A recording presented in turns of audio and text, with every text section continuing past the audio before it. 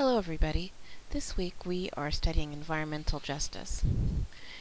In the aftermath of Hurricane Katrina, the country caught a glimpse of the disparate impact that one event can have on the population of one city.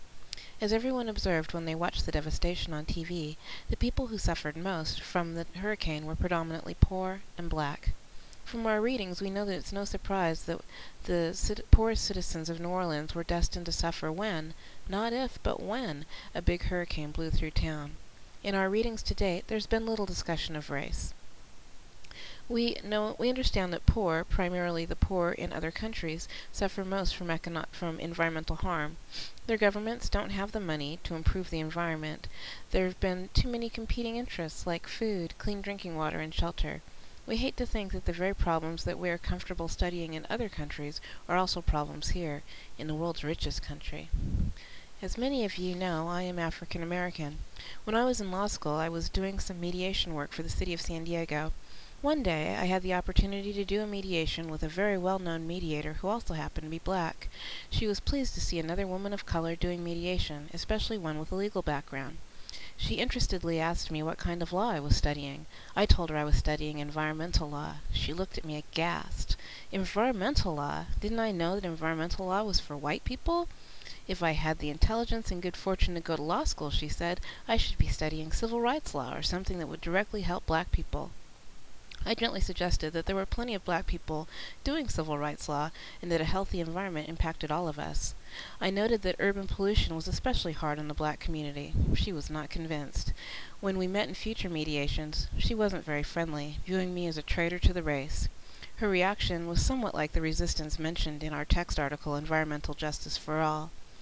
Even though the incident I described happened more than 10 years ago, the message is still working hard to reach the people who need to hear it.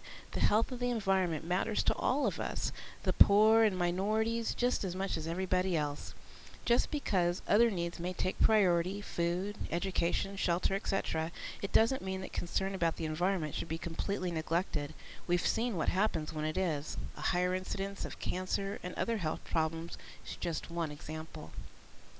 When I went to work for the EPA, I was assigned to assist on an environmental justice issue with Seattle's Asian community. Along many of Seattle's waterways, one often sees people fishing, and many of these people fishing are Asian and are catching the evening meal. This is fine, but Seattle is occasionally home to red tides that make eating fish dangerous. All along Seattle's waterways are signs in several different languages urging people to call the red tide hotline before fishing.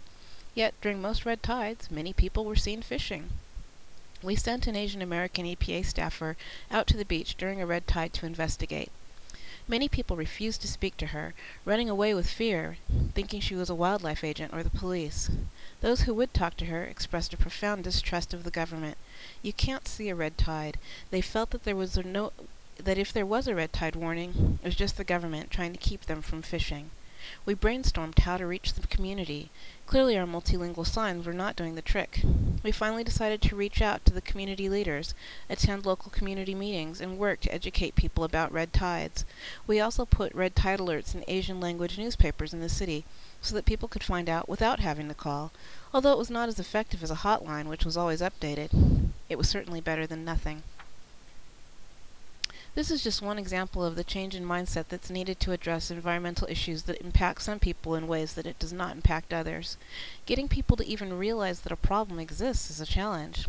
That's why President Clinton's executive order requiring agencies to consider environmental justice issues was so very important. It requires agencies to think outside of the traditional box and to seek to serve the needs of all communities. Our reading makes the argument that environmental inequity is not specifically targeted at people because of their race or ethnicity, but companies know that poor people are too busy just trying to get by to mount an effective "not in my backyard" campaign when polluting industries come to call. There's also a history of disparate treatment and much cause for distrust. So even when government is trying to do the right thing, as was the case in the red tides, the warnings are not heeded because of a lack of trust. It will take a long time and the effort of many people like those featured in our readings to make a difference. I am encouraged that the battle has begun, and every day people are making a difference.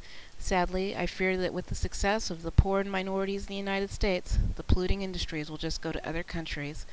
The battle for the global environment is just